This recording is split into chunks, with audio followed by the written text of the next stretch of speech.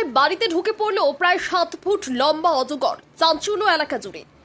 বর্ষার মরশুমে প্রাকৃতিক আবাসস্থল থেকে খাবার ও নিরাপদ আশ্রয়ের খোঁজে বন্যপ্রাণীর লোকালয়ে ঢুকে পড়ার ঘটনা ক্রমশ বেড়েই চলেছে। এবার সেই রকমই এক ঘটনায় আতঙ্ক ছড়ালো পূর্ব চকচকা এলাকায়।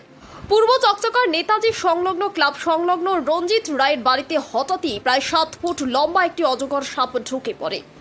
বাড়ির সদস্যদের নজরে আসতেই তারা আতঙ্কিত হয়ে পড়েন এবং চিৎকার শুনে আশেপাশের বাসিন্দারাও ঘটনাস্থলে ছুটে আসে।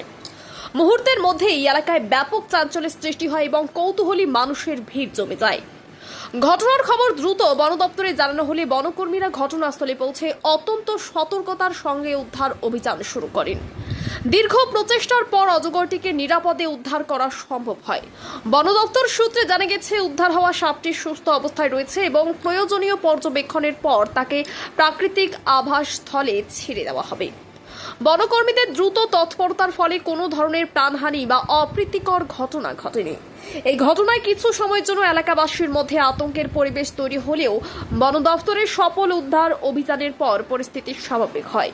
বন দপ্তরের পক্ষ থেকে সাধারণ মানুষকে সচেতন থাকার আহ্বান জানিয়ে বলা হয়েছে, বন্যপ্রাণী লোকালয়ে ঢুকে পড়লে আতঙ্কিত না হয়ে বা প্রাণীটিকে আঘাত করার চেষ্টা না করে নিরাপদ দূরত্ব বজায় রেখে অবিলম্বে বন দপ্তরকে খবর দিতে।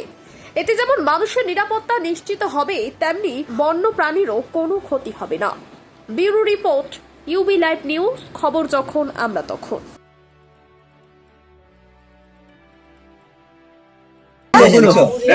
কত ফুট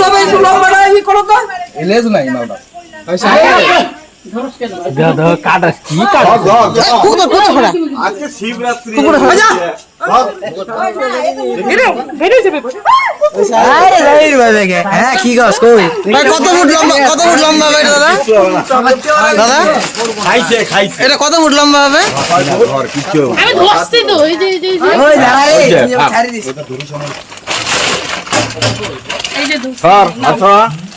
বন্ধ বন্ধ বন্ধ।